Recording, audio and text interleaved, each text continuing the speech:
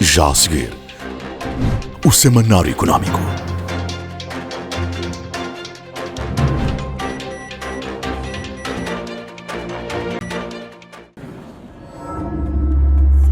BNI, milhões de braços, uma só força.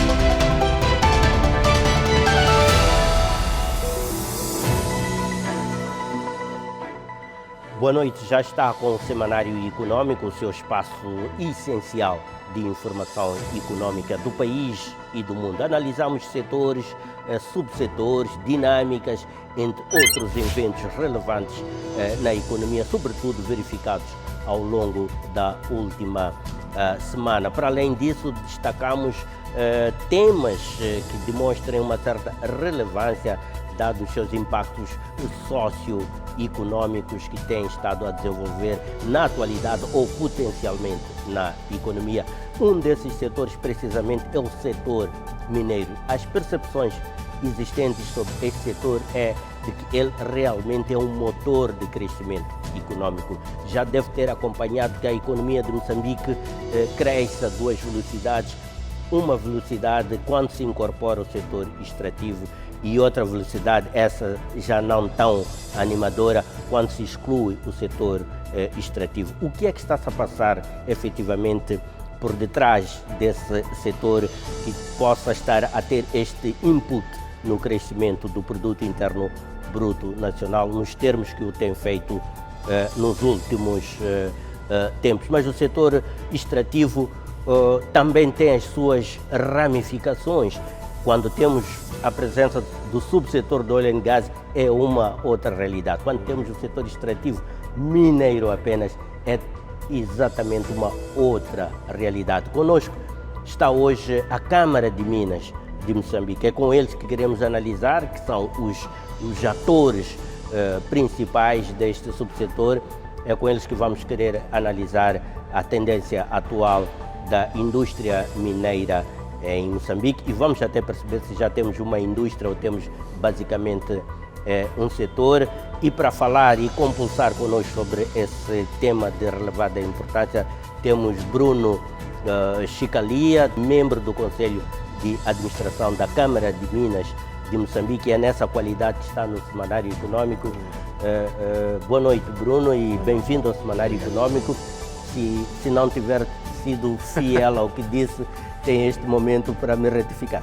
Não, boa noite, obrigado, prazer estar aqui. Não, tirando os 30 anos, que aí já comecei muito cedo a trabalhar, eu já seria muito velho, né? Não, são cerca de 22, 23 anos. Não tão longe nesta jornada. Pois, olhando para o vosso setor, a percepção que tenho, eu próprio tenho essa percepção, é que temos um setor bastante próspero e que realmente vive uma situação particularmente diferente de todas as outras áreas da economia de Moçambique. É mesmo assim que vê o setor mineiro moçambicano? Sim e não. Por algumas razões. A principal é que a questão como mencionou há bocado, de estar tudo junto, o oil and gas e a mineração, acaba, do ponto de vista estatístico, juntando tudo. E nós temos que ver que no caso do oil and gas, que é uma indústria de capital bastante intensivo e onde está a se investir fortemente agora, os números acabam distorcendo a realidade de toda a indústria extrativa. E já lá vamos chegar. Agora, nós temos que ver que a indústria extrativa, neste caso a mineração, é uma atividade que envolve tudo que nós teríamos do subsolo. E para já é uma atividade milenar, não é uma coisa nova. A idade da pedra foi graças à mineração, a idade do ferro foi graças à mineração, a revolução industrial foi graças à mineração. E no nosso caso, até a água acaba sendo um recurso mineral.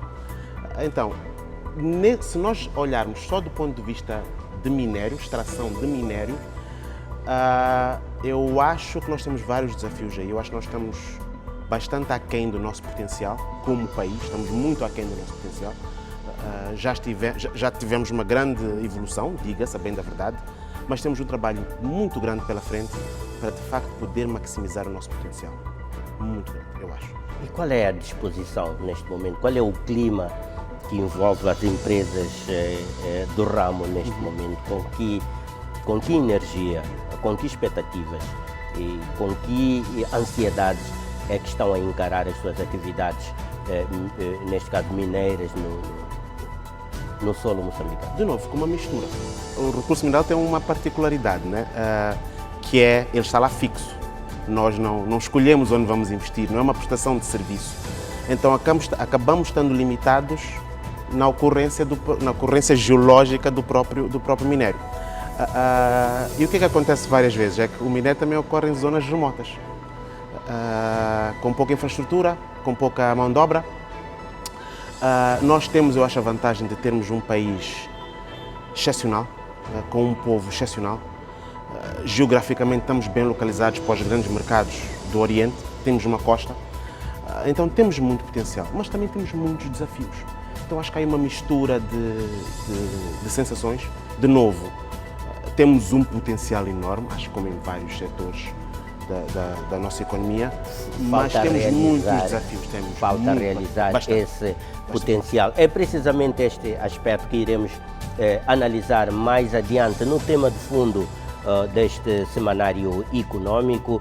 Foram estas as questões de enquadramento que teve oportunidade de acompanhar. Já lá vamos então ao desenvolvimento desse tema, mas atraio agora a sua atenção para outros títulos que merecerão desenvolvimento noticioso ou informativo na presente edição do Semanário Econômico.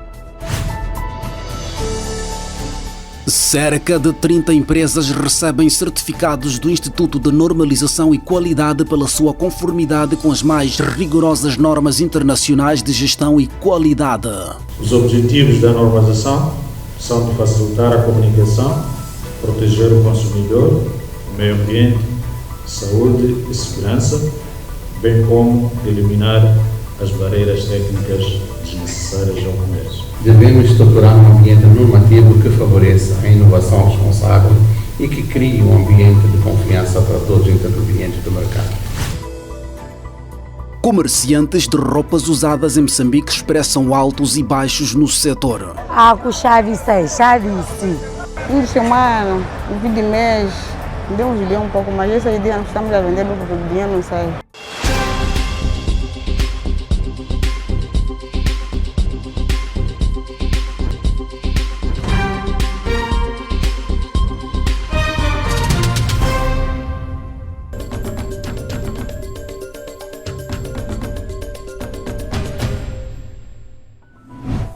Um dos desafios mais reiterados é o fato de que, apesar dos benefícios já referidos relativamente aos impactos socioeconómicos positivos do comércio, das roupas usadas, realmente do ponto de vista de fatores de risco ou de desafios associados a esta indústria, é o fato de ela ser comumente citada como estando a impedir o desenvolvimento das indústrias têxteis locais. Em Moçambique, essa situação também é particularmente verdadeira.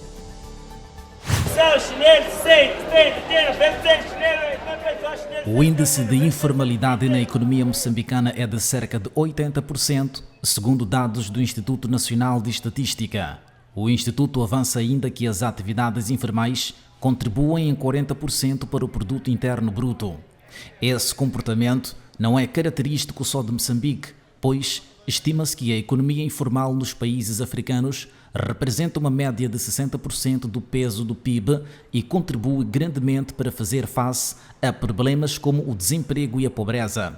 Entretanto, à medida que a informalidade econômica se consolida, importantes distorções econômicas se verificam, pondo em causa a sustentabilidade do crescimento econômico numa equação em que tudo leva a crer que os males da informalidade estão acima dos seus benefícios, inviabilizando as aspirações de um desenvolvimento estruturado, abrangente e sustentável.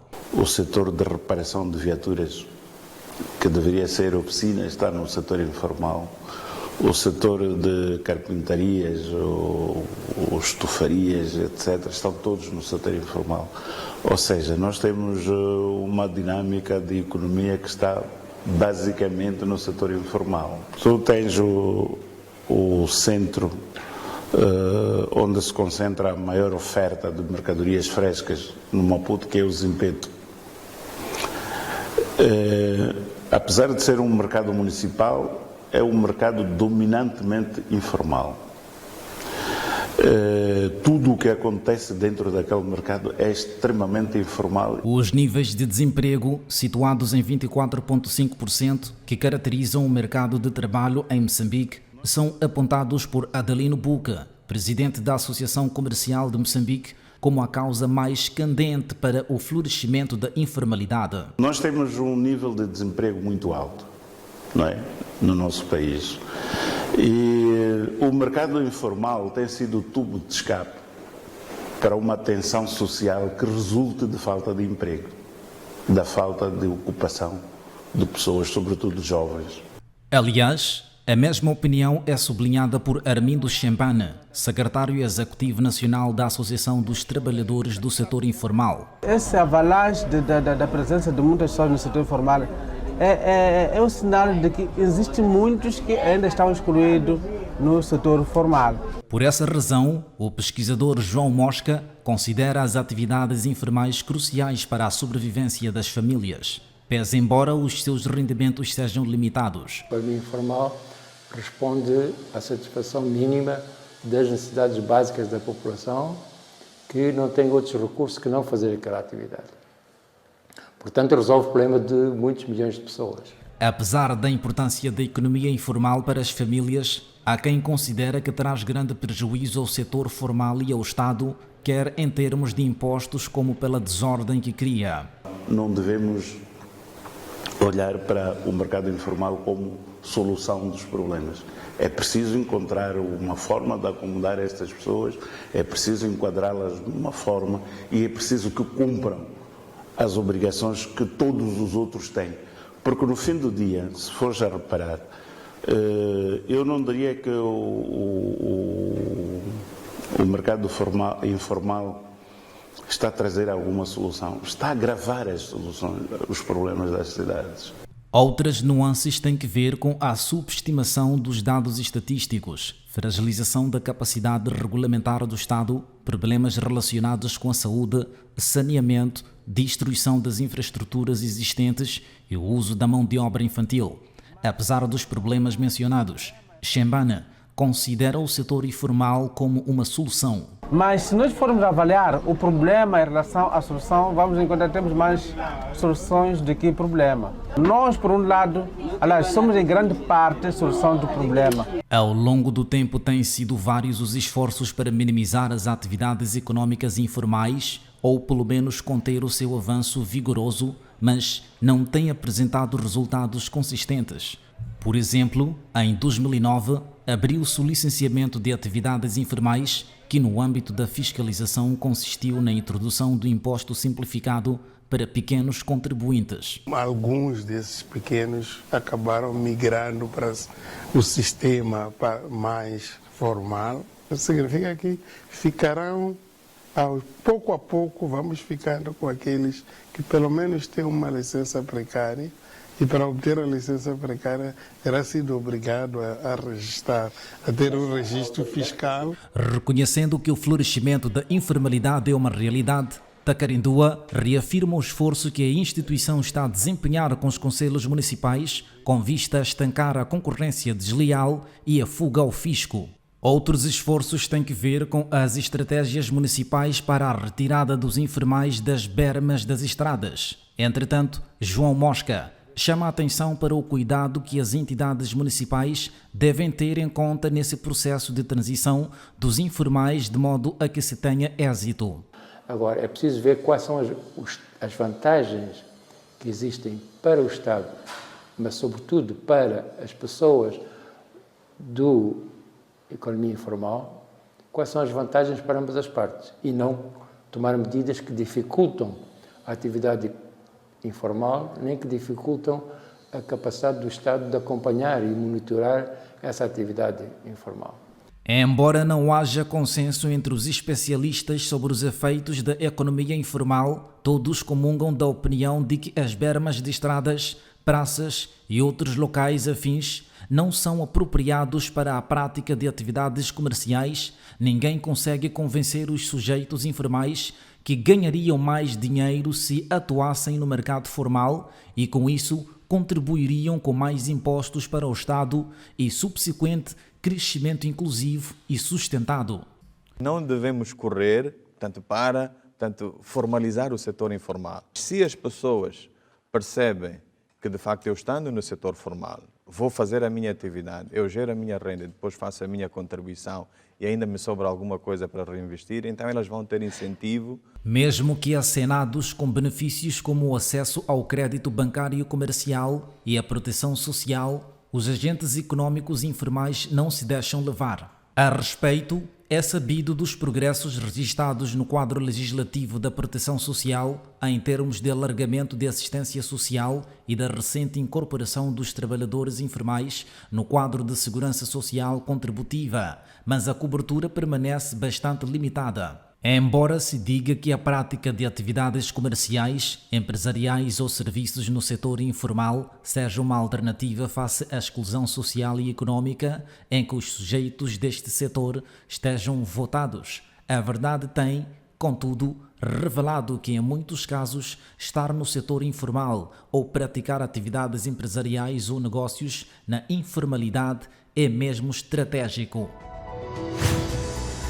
Há um setor na economia nacional que, embora esteja a ser praticado na informalidade, é dos setores mais prósperos na economia. Trata-se da indústria ou do comércio da roupa usada. Recentemente, a crítica internacional destacou este ramo de atividade informal como um dos mais significativos na sua importância pelos seus impactos socioeconômicos e pela criação de oportunidades para uma população de baixa renda, exatamente por essa razão, pela sua capacidade ou virtude de dar rendimento a um segmento populacional sem muitas alternativas de empregabilidade. Em Moçambique, o comércio de roupas usadas, conhecido localmente como calamidades, tem desempenhado um papel central na criação de empregos e na subsistência de milhares de famílias. Segundo o estudo liderado por Joseph Feiertag, cada tonelada de roupas importadas para Moçambique são criados, em média, 6,5 empregos, o que reforça a importância do setor no combate ao desemprego no país. Raissa Ramadan é uma das comerciantes do setor e é aqui aonde obtém a sua subsistência. Apesar dos benefícios, o setor do comércio de roupas usadas em Moçambique enfrenta uma série de desafios. A informalidade permanece como a questão central, com muitos trabalhadores desprovidos de proteção social e outros benefícios de trabalho. Quem me deu minha amiga a dizer que para deixar vender banana, vir para vender aqui. Vai ganhar ainda mais. Ajuda em casa, às vezes, transfiro para meus filhos, lá em irmã, minha mãe, meu pai, minhas irmãs. Estique por dia 300, 10 em 10 dias, 1.500. A formalização do setor, como sugerido, poderia proporcionar melhores condições de trabalho e aumentar a segurança social dos trabalhadores envolvidos. Nesta senda, a vendedeira Jéssica Cuinica queixa-se de vários aspectos negativos que se notabilizam no negócio. Dificuldade é porque a passa já dula, a logo e pula e ume, a xonganga, a vai chave preço na baixada. Jéssica Cuinica afirma ainda que desde que iniciou a sua atividade comercial em 2016 não consegue retorno lucrativo e que é apenas uma sobrevivente sonhando com um dia de prosperidade no negócio. A ideia é abrir a loja, não vai ideia com ninguém, ninguém só o fanando bem. Enquanto isso, Os proprietários das lojas de roupa olham para os vendedores informais de forma positiva, afirmando que a prática do seu negócio pelos passeios atrai clientela para os seus estabelecimentos comerciais. Estando aqui também, ajuda também a nós. Sim. Porque nós, na verdade, ganhamos mais clientes através deles. Porque uma pessoa, ao apreciando ali, sabe que aqui tem faixa, tem celular, ele acaba outro dia vindo comprando aqui. Eles também motivam que nós também conseguimos vender.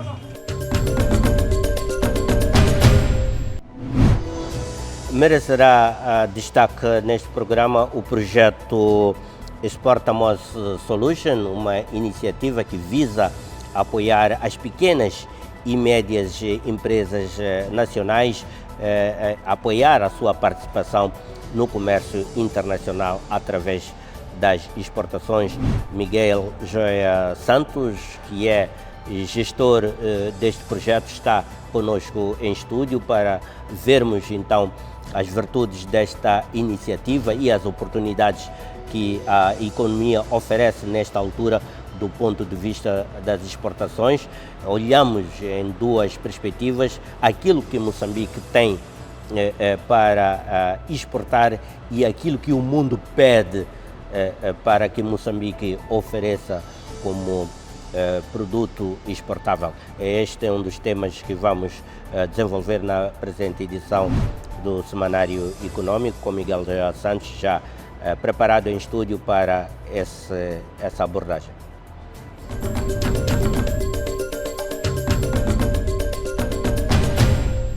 Há um banco em Moçambique que abre caminho para o desenvolvimento do país. Ajuda Moçambique a andar para a frente, construindo as ligações para o futuro. Respeita o potencial dos recursos naturais, colocando-os ao serviço dos moçambicanos. Pulsa com a energia da nossa terra, fazendo-a crescer com mais eficiência. Semeia a esperança, preparando um futuro próspero. Promove a inovação, dinamizando a economia e criando novas oportunidades de negócio.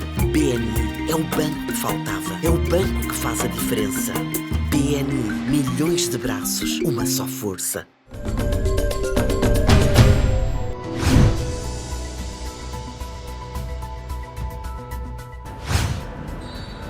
E um tema que tem sido particularmente importante são os esforços neste momento em curso para diversificar e aumentar as exportações nacionais. Várias iniciativas têm sido implementadas, quer através de políticas, mas também iniciativas do próprio setor privado. Durante a 59ª edição da FACIM foi lançado o projeto MOS Export, uma plataforma que busca viabilizar as exportações nacionais de várias índole. Miguel Joia Santos é o líder desta iniciativa, está aqui no Semanário Econômico exatamente para aflorarmos sobre esta situação, porque as exportações dizem muita coisa para os desafios econômicos do nosso país. Foi com essa visão que esta iniciativa nasceu. Obrigado mais uma vez, João Carlos, pelo convite proposto. Sim, de facto, na FACIM em 2024, em agosto, foi lançada a Exportamos Solutions. É uma iniciativa privada para apoiar as pequenas e médias empresas a buscarem outros caminhos de sustentabilidade no comércio internacional e, de certa forma, ir ao encontro de um dos principais objetivos do dia, que é equilibrar a nossa balança comercial entre as importações e exportações e resolver alguns problemas que temos no muito curtíssimo prazo, que são as escassez de divisas, que muito são necessárias também para fazer o offset, neste caso a diferença para as necessidades que Moçambique tem de importações. Tocando nesse aspecto, o problema da escassez de divisas que se assiste neste momento e que é público e que já mereceu discussões a vários níveis, é exatamente por causa deste nosso déficit da balança comercial. Deve-se por um problema estrutural da própria economia, não é? A nossa economia é essencialmente uma economia importadora, mas mesmo por isso não se deve descurar todas as iniciativas de produção que estão assentes na eficiência que a economia moçambicana tem que ter para se autoalimentar, falamos dos produtos alimentares, e depois encontrar todos aqueles produtos onde existam vantagens comparativas internacionais que permitam o país também exportar e, de certa forma, equilibrar a sua balança comercial. Aliás, digamos que nós temos 2 ou 3 produtos que desequilibram completamente de forma positiva a balança de exportação. Estamos a falar da energia, estamos a falar do carvão, estamos a falar do alumínio, agora estamos a falar do gás, não é?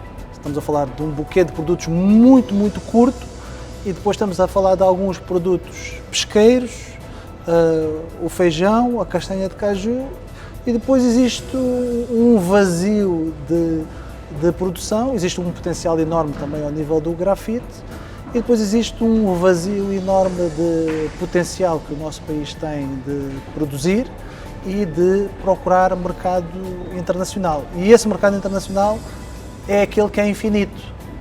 O mercado internacional é a nossa demanda internacional por produtos. E o mercado tanto pode ser a União Europeia, como pode ser os Estados Unidos, como pode ser o restante dos países africanos, na zona de comércio livre africana, a China, a Índia e outros países com quem efetivamente o país tem acordos bilaterais. Tirando este buquê que se referiu, tem características muito específicas, é o carvão, é o gás natural, é a energia, tudo o resto, realmente que condições, que potencial exportador concreto Moçambique apresenta e como é que o projeto Mosa Export Solution oferece, digamos assim, uma plataforma para viabilizar essas exportações? Então, nós quando lançamos a plataforma Exporta Mosa Solutions, nós percebemos que tínhamos que atuar em 3 grandes pilares. O primeiro era a disseminação do conhecimento e lançámos logo com a divulgação do Guia do Exportador. Este Guia do Exportador tem uma versão eletrónica e também uma versão em audiolivro.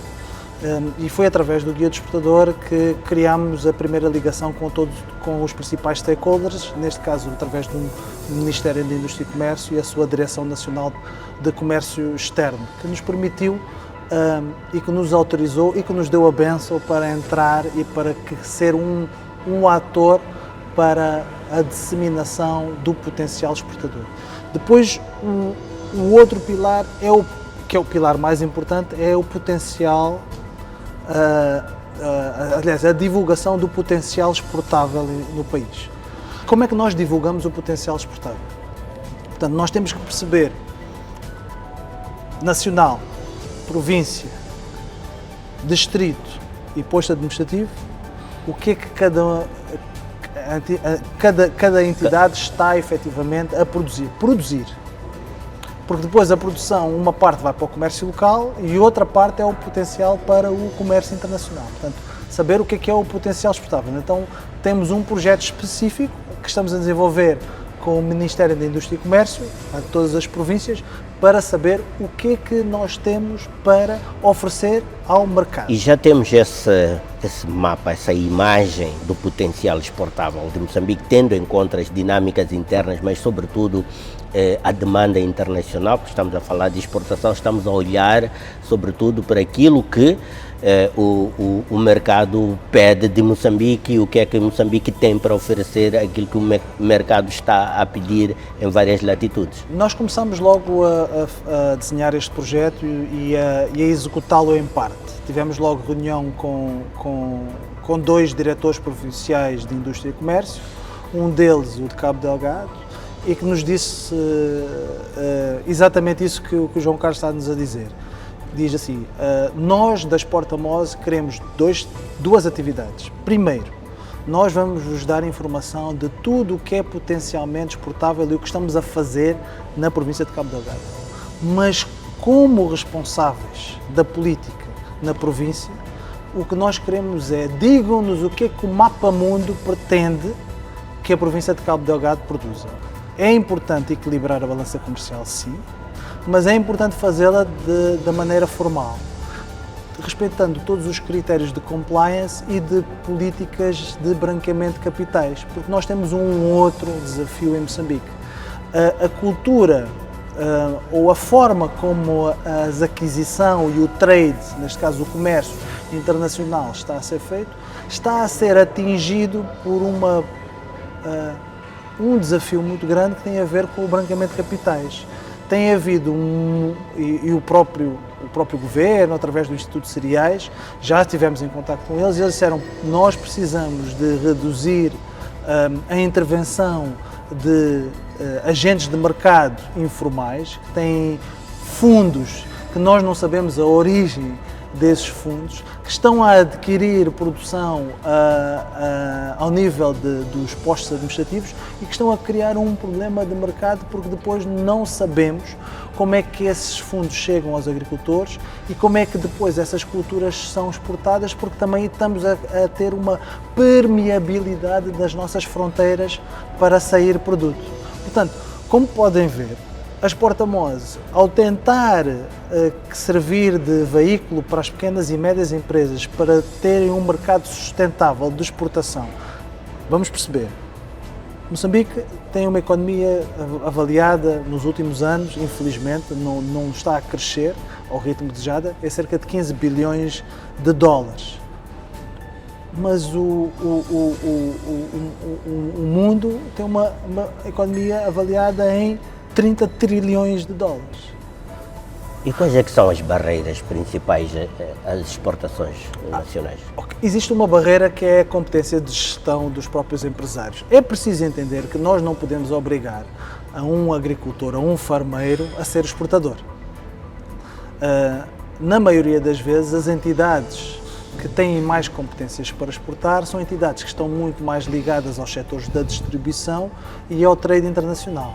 É mais fácil hoje transformar um importador, um trader importador, em exportador, do que transformar um agricultor em exportador, ou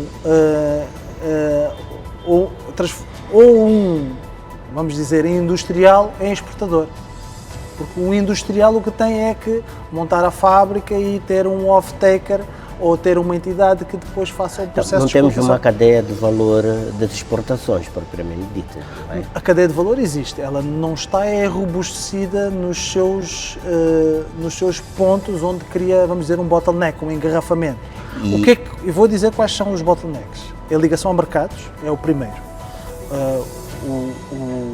O empresário moçambicano não sabe quais são os produtos que a África do Sul precisa. Então é preciso fazer essa ligação ao mercado. E como é que o projeto Exportamose supre esses gaps, essas assimetrias de informação? Então nós temos depois, dentro do pilar estratégico do potencial exportável e da plataforma de exportador, a outra componente que é a participação nas missões empresariais. Então a nossa participação nas missões empresariais pretende fazer duas coisas. Primeiro, identificar aquilo que é a demanda internacional de produtos. Segundo, apresentar a janela de oportunidade que é aquela oferta de Moçambique tem de produtos. Nós não podemos correr os riscos de fazermos uma missão empresarial à China, fazermos uma missão empresarial ao Qatar, fazermos uma missão empresarial aos Estados Unidos e não termos a oportunidade de ter uma única janela onde um empresário possa procurar feijão Catarina, qual é que é o potencial do feijão Catarina e sair os dados do feijão Catarina à data de hoje, do potencial de feijão Catarina na próxima colheita em março ou do potencial do feijão Catarina, vamos dizer, daqui a 2 anos, se tivermos um off-take agreement que nos permita, efetivamente, criar uma engenharia reversa, para, a partir da necessidade de um cliente que assine contratos de aquisição, criar condições para Moçambique distribuir, preparar a colheita, colher e exportar.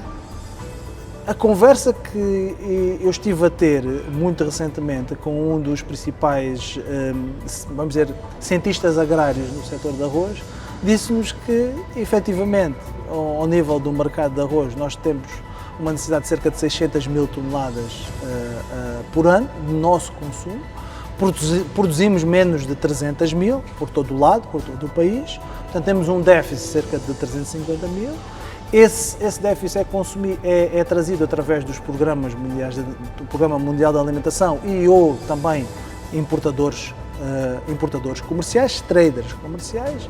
Mas se formos a ver o potencial agrícola que Moçambique tem, é de 10 milhões de toneladas. O potencial. Mas se nós conseguíssemos atingir 1,5 milhões de toneladas, significaria que teríamos mais do dobro do potencial para exportar.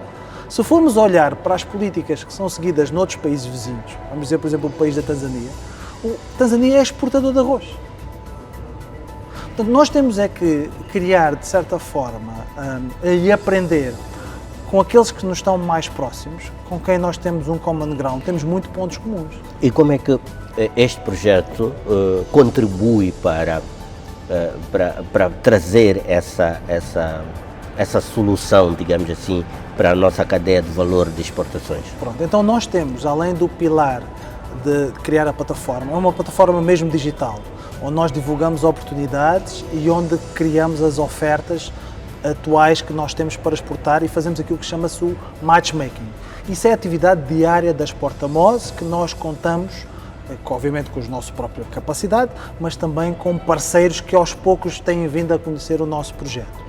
Depois temos uma outra segunda componente, diferente de outras entidades, nós temos uma componente de capacitação institucional que faz o nurturing, portanto o babysitting de uma empresa que tem potencial exportável até à fase que efetivamente exportou e que passa obrigatoriamente por uma renegociação dos acordos de compra e venda que tem com clientes lá fora, a preparação do produto para a exportação, o acesso a financiamento para toda a componente de pré-embarque para a exportação e que culmina com o recebimento de divisas pelos mercados formais via banco e que vai permitir pagar os financiamentos e criar uma sustentabilidade rotativa de um determinado produto.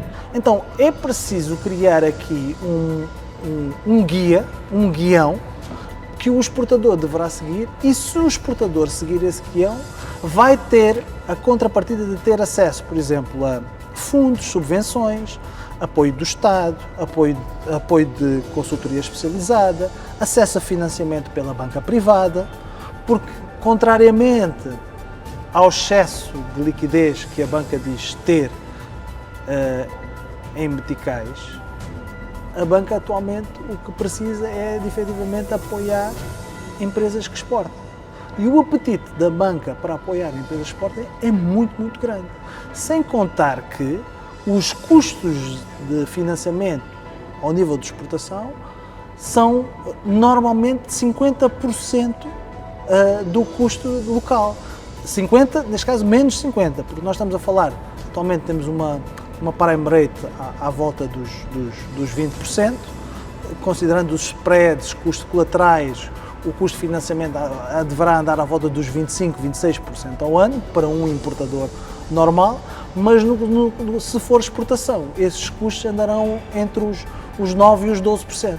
Portanto, mesmo em termos de capacidade para um exportador, ele vai estar mais interessado em cultivar uma política de exportação porque tem acesso a financiamento mais barato. Como é que nós fazemos isso?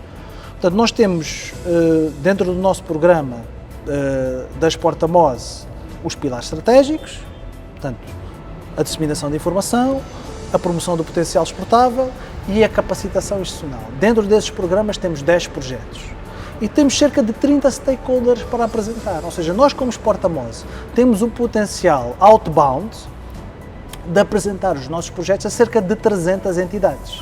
Portanto, 10 projetos vezes 30 stakeholders significa que temos uma abrangência enormíssima. Só temos 2 meses de existência, mas já fomos convidados para levar exportadores agora para Mpumalanga e estamos a organizar em dezembro um workshop de comércio internacional e de acesso a financiamento. Mas já vos permite tirar conclusões de que Moçambique realmente tem enormes oportunidades, potencial e oportunidades de exportação? Não, essas conclusões até já existiam antes de nós iniciarmos o projeto. A vossa experiência confirma, portanto, essa nossa experiência confirma, porque antes de iniciarmos as porta-mosas já nós apoiávamos entidades a se financiarem no mercado para fazer aquilo que chama-se o financiamento pré-exportação. Então, e há produtos específicos que têm atraído mais procura por parte do mercado internacional? Sim, neste momento nós iniciamos primeiramente com os produtos agrícolas. São produtos que do setor primário, não necessitam de uma grande componente industrial, são facilmente aceites ao nível internacional, principalmente na exportação para a África do Sul, que depois a África do Sul processa e exporta para outros países. Estamos a falar do feijão, da castanha. Muito bem, Exportamos Solution, muito obrigado, Miguel G. Santos, por estar aqui no Semanário Econômico, e até uma próxima oportunidade. Obrigado eu pela oportunidade. E prosseguimos então com a nossa escalada informativa. Vamos agora ver outros temas de atualidade. A Standard & Poor's Global Ratings baixou a classificação de crédito soberano de longo prazo de Moçambique em moeda local para CCC, citando graves desafios de liquidez e atrasos aparentes nos pagamentos aos credores internos. A decisão foi tomada no passado dia 18 de outubro, destacando a crescente preocupação com a gestão da dívida local de Moçambique, enquanto a classificação da dívida externa foi mantida em CCC+, refletindo o risco elevado de inadimplência nos pagamentos domésticos. A agência de rating destacou que os atrasos nos pagamentos de dívidas internas, o acúmulo de atrasos junto a fornecedores e empreiteiros, bem como a pressão fiscal crescente devido a ajustes salariais no setor público, choque climático e despesas pré-eleitorais, estão a criar tensões significativas na capacidade do governo de gerir as suas finanças. O rebaixamento também reflete a probabilidade crescente de Moçambique não conseguir honrar pagamentos de dívida interna, seja por razões administrativas ou pela implementação de uma troca de dívida em condições desfavoráveis. Por outro lado, a Standard & Poor's manteve a classificação de dívida em moeda estrangeira em CCC+, observando que os pagamentos das dívidas em moeda estrangeira, como o Eurobond de Moçambique, permanecem relativamente administráveis até ao início das amortizações em 2028. Cerca de 30 empresas nacionais acabam de engrossar a lista de empresas que estão certificadas em matéria de qualidade. Foram recentemente outorgadas pelas autoridades competentes do país nessa matéria. São certificações em sistemas de qualidade como ISO 9001, que trata, por exemplo, de sistemas de gestão de qualidade, a ISO 14001, que é sobre os sistemas de gestão ambiental, a ISO 45001, que é sobre sistemas de gestão de saúde e segurança ocupacional. Há ainda empresas que foram outorgadas as certificações de ISO 22000, que tem a ver com sistemas de gestão e segurança de alimentos. Trata-se de um movimento importante em que as empresas nacionais cada vez mais conseguem enxergar o valor estratégico da certificação em qualidade para melhor aproveitamento das oportunidades que surgem a montante e a jusante, ou seja, no mercado interno, como nos seus esforços também de internacionalização das suas atividades. Numa cerimónia sob o lema Alcançando a Indústria, Inovação e Infraestruturas através da Inteligência Artificial, o Instituto Nacional de Normalização e Qualidade atribui certificados de qualidade a cerca de 30 empresas em virtude de terem demonstrado conformidade com as mais rigorosas normas internacionais de gestão e qualidade.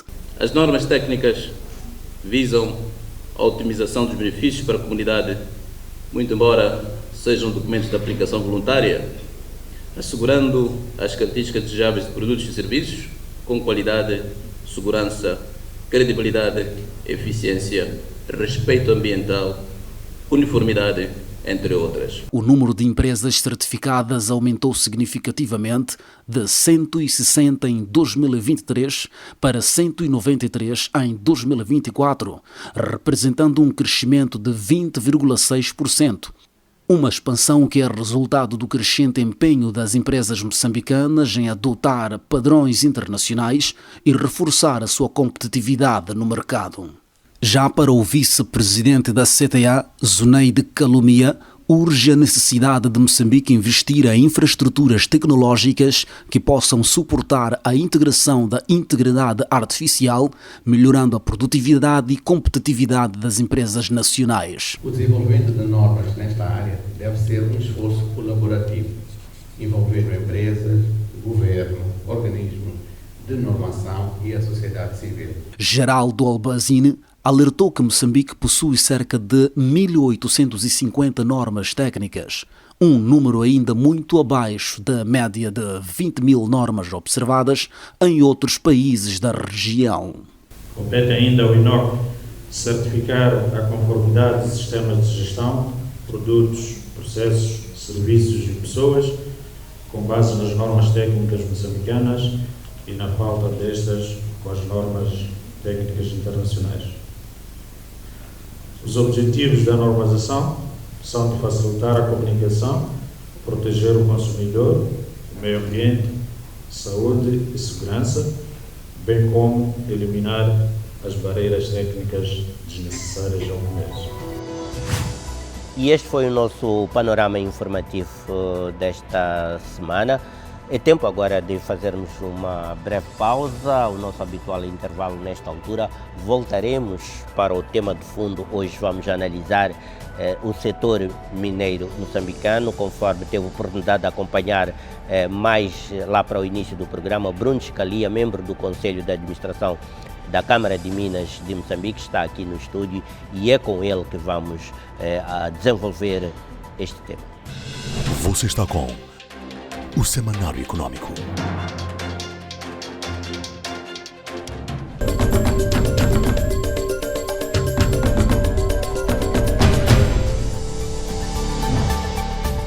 E conforme referenciamos logo na abertura do programa, no enquadramento da presente edição, vamos lançar um olhar sobre o setor mineiro em Moçambique. E conosco está Bruno Scalia, membro do Conselho de Administração da Câmara de Minas de Moçambique, que é a agremiação que congrega os operadores mineiros nacionais ou investidores do setor mineiro em Moçambique. Caro Bruno, já tínhamos referido que estamos a falar de um setor com enorme potencial, mas um potencial por realizar.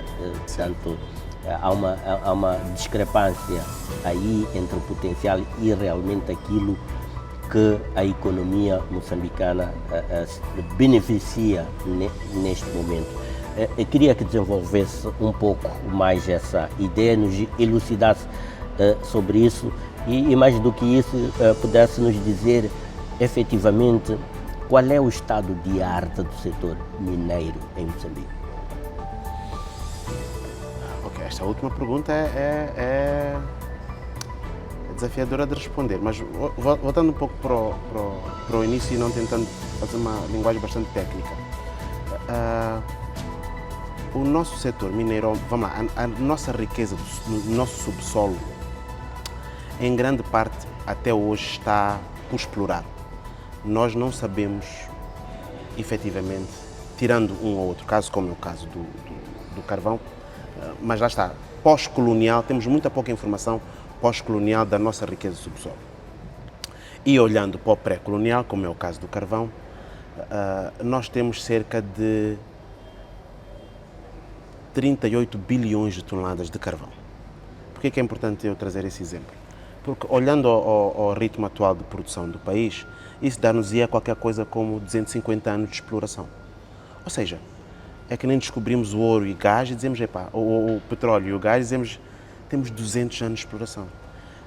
Muda completamente o nosso paradigma do ponto de vista estratégico, né, e de visão do longo prazo. Ou seja, temos que fazer algo multigeracional, para os nossos netos e para os filhos dos nossos netos. No caso do carvão, já perdemos esse barco, porque nós não vamos ter mais 200 anos. Infelizmente, o carvão vai ficar obsoleto antes de nós conseguirmos explorar na sua totalidade. E ainda assim, quero eu crer, que devia mudar um pouco a nossa percepção de como tratar o carvão que lá está hoje. Mas continuando um pouco, a questão é, até alguns anos atrás nós não falávamos de... nós não falávamos de grafite, por exemplo. É uma coisa que se fala bastante hoje. E o que é que virá a seguir nos próximos 10, 15, 20, 30 anos? Não, acho que é preciso, nós temos que fazer um grande investimento em entender a nossa riqueza de subsolo. O que é que nós temos de minério aqui no país? Nós temos um grande trabalho em potencializar o que já existe, que todos sabemos que já existe e que é de altíssima qualidade, promovendo investimento, valorizando também o que é nosso e, de novo, sempre com uma visão de longo prazo. E respondendo então à última pergunta, que é em que estado é que nós estamos, eu acho que nós estamos numa fase ainda, estamos praticamente a nascer. Se considerarmos que temos ainda poucos anos de paz no país, agora temos o conflito em Cabo Delgado, que acaba também restringindo o investimento naquela região e como um todo acaba até impactando o país. Tivemos a nossa crise ainda recentemente macroeconómica e também traz sempre alguma instabilidade. Então eu diria, para não trazer drama, eu diria que para todos os efeitos ainda estamos a começar. Face onde devemos chegar e face ao papel que a mineração teve na industrialização de praticamente todos os países do mundo e que nós queremos que deveria ter connosco, eu diria que estamos na tábua zero. A modernização e o rudimentar, onde é que estamos? No meio. No meio. Estamos no meio, porque por um lado temos sim muito rudimentar, ainda temos muita mineração artesanal, consequência de vários fatores, e já temos alguma moderna. Como é que o setor pode se organizar para realmente tirar o máximo partido do potencial que o setor tem e que desafios ou obstáculos é que se enfrentam nesse processo? Bem, eu acho que inicialmente tem que vir de cima. Eu acho que o governo e a tutela dos recursos minerais e energia tem uma grande responsabilidade aí.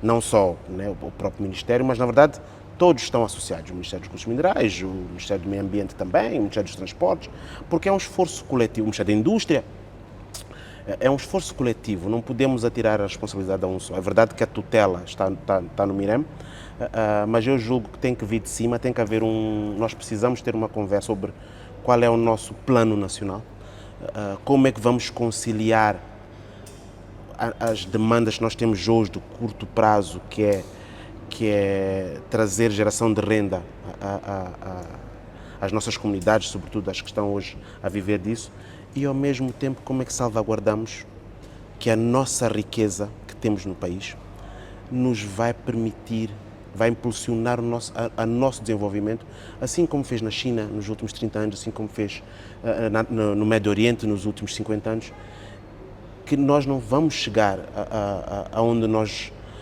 ansiamos estar como país se não usarmos isso e se não formos estratégicos na exploração desses recursos. Não acredito que a gente o consiga fazer. Em termos de crescimento, quais os minerais ou recursos têm mais destaque neste momento nas operações mineiras? Tirando o carvão, já fez referência aqui ao carvão, que minérios neste momento estão a galvanizar, estão a dar ímpeto ao dinamismo do setor? Bem, há duas, antes de eu responder essa pergunta, porque nós usamos números e depois somos muito relativos com os números. Eu preciso ter em conta uma coisa. Há 10 anos, a indústria extrativa, ou a indústria de mineração, contribui cerca de 14, entre 13% a 15% para o PIB. Atualmente contribui cerca de 6%. Se nós ficamos até, 2019, antes da pandemia, né, porque depois tivemos, era 7%. Então, coletivamente tem vindo a baixar, e que é um sinal de alerta. Outro problema que nós temos é a coleta dos dados não está atualizada. Então, os números que eu lhe consigo dar, formalmente falando, pelo menos para efeito deste tipo de conversa, são os números de 2021. Ainda estamos a fechar o relatório de 2022. Né? Estamos, quando eu digo, né, o setor, a indústria, os relatórios da indústria de transparência e da indústria extrativa. Então não temos números atualizados. Agora, tem havido um crescimento, sim. Os metais, as areias raras, o grafite, tudo tem a ver com a transição energética, o cobre, o ouro está numa alta.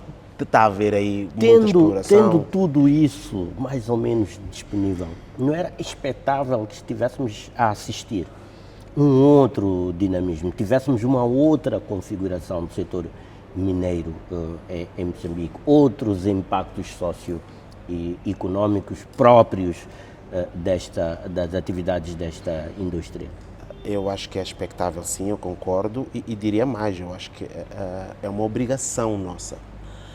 Nós devemos isso para as próximas gerações, nós devemos isso para as comunidades hoje que são impactadas, e na verdade devemos até para de onde nós viemos, né? para quem nos colocou como um país independente, porque o potencial transformador, e eu tive a oportunidade de trabalhar em vários projetos de mineração, não só aqui em Moçambique como no exterior, de gerar riqueza e para além do emprego, mas de transformar vidas é enorme. E eu quero crer que nós, coletivamente, existem casos de sucesso, sim, existem bons exemplos, mas coletivamente, como indústria, como nação, eu acho, há muito trabalho para fazer aí.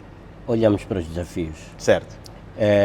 O que se pretende é realmente uma transformação do setor mineiro, o estabelecimento de uma indústria mineira em Moçambique. Certo.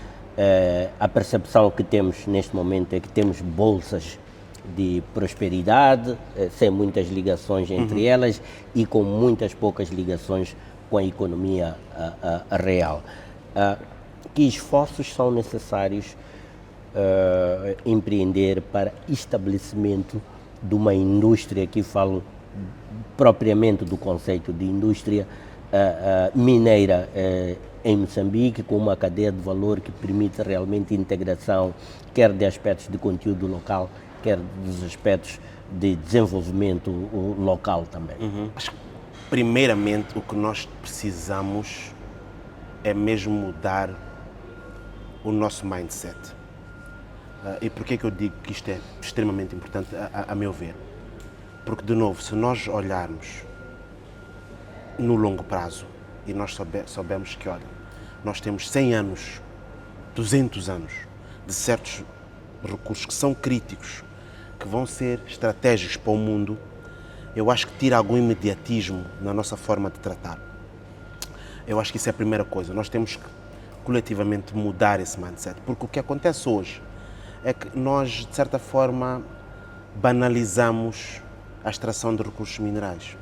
E é extremamente comum ver pessoas como o Bruno, como o João Carlos, que tem uma empresa e tem uma concessão mineira de ouro, ou de diamantes, ou de lítio. Pessoalmente faz muita confusão. Basicamente uma licença. Sim, uma licença, como se fosse um doate. E faz muita confusão que o Bruno, ou o João Carlos, tenha uma concessão de uma coisa dessas. Por quê? Por várias razões. Primeiro porque é algo estratégico para o país e nós temos que garantir que o interesse nacional está salvaguardado. Porque ainda vai lá quando é o João Carlos e o Bruno. Pior é quando são estrangeiros. E segundo, é que o fato de nós criarmos uma dispersão disso limita a capacidade de chegar a um grande, ou fazermos um grande investidor e fazermos algo transformador. Está a faltar o estabelecimento de uma cadeia de valor da atividade mineira em Moçambique?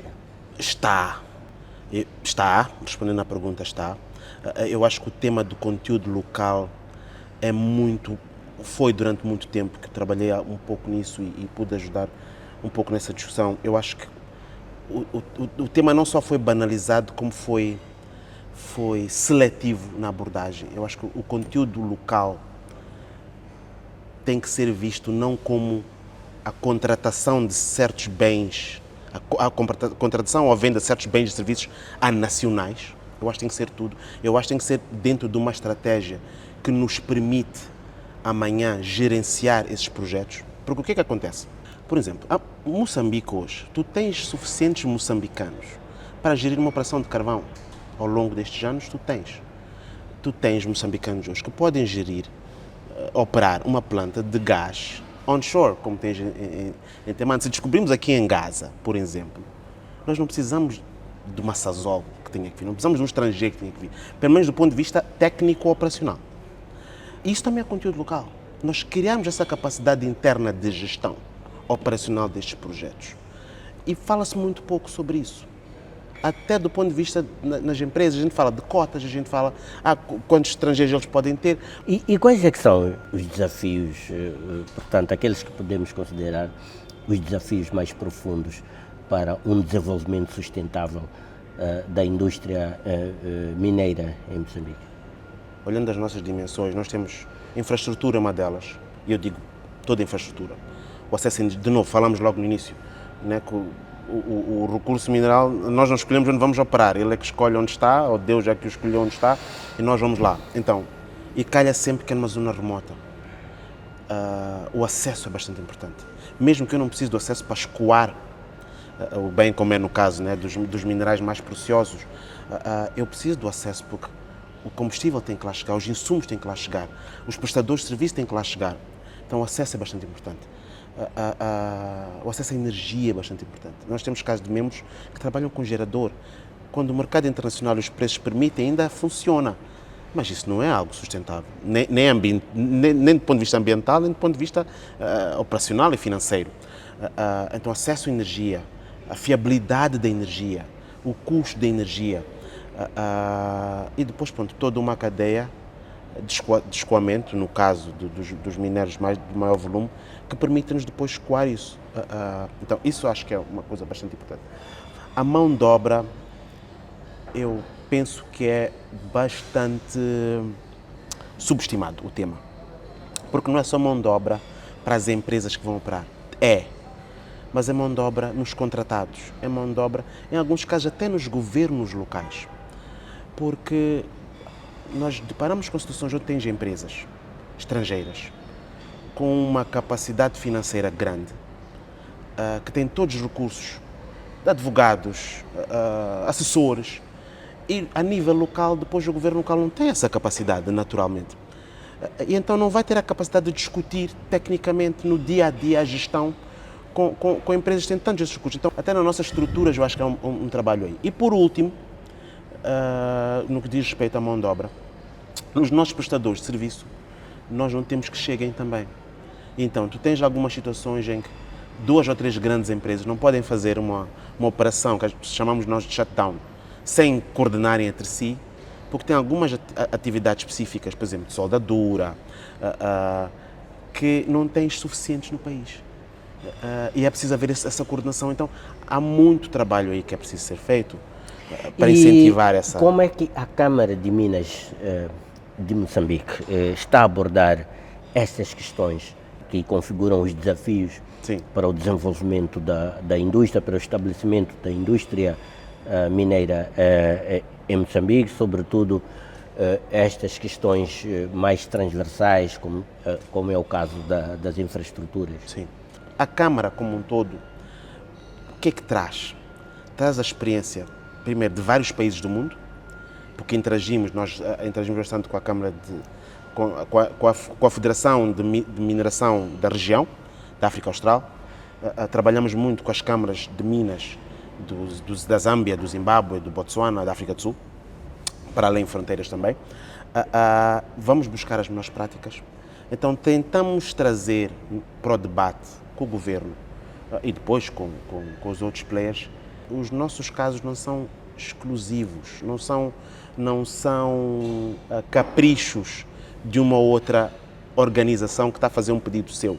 Tentamos colocar as dificuldades da nossa indústria, os desafios da nossa indústria perante, né, o governo, perante as melhores práticas mundiais, perante o que está acontecendo nos outros países. E sentem que são ouvidos? Sim, somos ouvidos. A bem da verdade, somos ouvidos. Nós temos, a nível do MIREM, a nível do meio ambiente, profissionais, quadros nesses ministérios extremamente competentes. extremamente preocupados com os desafios que o país... Preocupados e conscientes dos desafios que o país tem, nas inspeções gerais, nas direções nacionais, nos ministérios. Talvez o que falta também, tanto a eles como a nós, também é braço, é mão de obra suficiente, é conseguirem atender todos esses desafios com o tempo e com a urgência que os temas desafiam. Mas tocou num aspecto interessante que me encaminha para a questão seguinte, urgência. Referiu-se no início da nossa conversa que já temos um atraso histórico no início da exploração dos nossos recursos minerais. A janela de oportunidade continua aberta, mas já não está a 180 graus aberta. Sim. Ela vai reduzindo, portanto significa que temos que andar um pouco mais rápido se quisermos maximizar o potencial disponível. Como é que olha para esta perspectiva, como é que visualiza a indústria mineira em Moçambique a curto e médio prazo? Eu acho que a primeira coisa nós temos que olhar precisamente assim, a curto e médio prazo. A curto prazo porque temos demandas urgentes hoje, temos uma população que está a sofrer hoje, então temos que atender os problemas hoje. E além do mais é que tivemos uma situação durante tantos anos que se propagou a questão, como mencionou há pouco, do garimpo e da exploração artesanal, que não podemos simplesmente chegar hoje e tratar isso de forma leviana. Senão corremos um risco muito sério de estabilidade social aí. Mas não podemos largar o longo prazo. Veja bem, a título de exemplo que eu faço bastante menção, a Arábia Saudita, que é o maior produtor de petróleo do mundo, hoje já está a dar mais foco à extração de recursos minerais do que, inclusive, à extração de petróleo, do ponto de vista estratégico e de longo prazo. Sim. Assim como eles têm a Aramco, né, que é a empresa de oil and gas, hoje estão a criar uma para focar no minério. Sim. E já tem uma noção da contribuição que os minérios vão ter para o futuro do país e para a transição energética e para a própria industrialização de alto grau do país, que é isso que nós precisamos fazer. Só que isso leva tempo a ter uma ideia. Para nós implementarmos um projeto a sério, grande, de mineração, são 6, 7, 8 anos, desde o primeiro dia até começar a operar. É mais ou menos como formarmos um cirurgião, não formamos de um dia para o outro. Mas temos que começar a formá-lo hoje. Não resolve o problema no Hospital Central hoje, sim, mas já mudamos o rumo, né? E eu acho que precisamos ter um equilíbrio aí a tratar essas questões. Bruno Escalia, muito obrigado por estar aqui no Semanário Económico. Queremos continuar a acompanhar tópico a tópico os desenvolvimentos no setor mineiro. É do nosso interesse voltar a contar com a Câmara de Minas para o desenvolvimento dessa abordagem. Obrigado. Obrigado. Fizemos assim este tema de fundo. O tempo agora para a habitual pausa nesta altura do programa. Voltamos já a seguir. Não saia daí. Até já. Este é o Semanário Económico.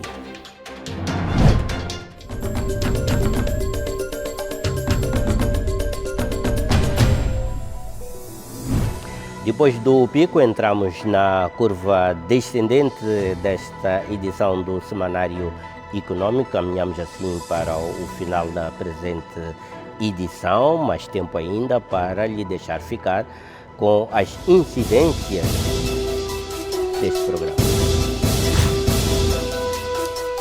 Instituto Nacional de Normalização e Qualidade atribui certificados de qualidade a cerca de 30 empresas. Qualquer economia que pretende um desenvolvimento sustentável deve assegurar que os bens que produz e os serviços que presta tomem como base requisitos estabelecidos em normas e técnicas ou outras especificações técnicas fornecidas por entidades competentes.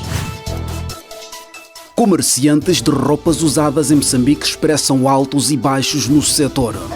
Chave. Fim de semana, no fim de mês, demos bem um pouco, mas esse dia estamos a vender do dinheiro não sai.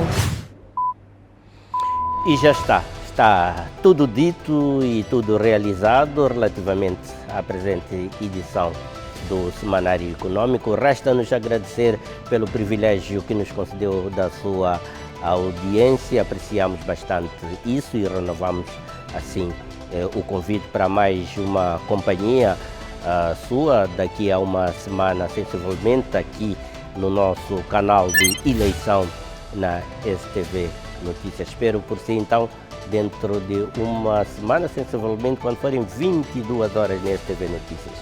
Boa noite e continuação de uma ótima recepção à restante programação aqui da STV.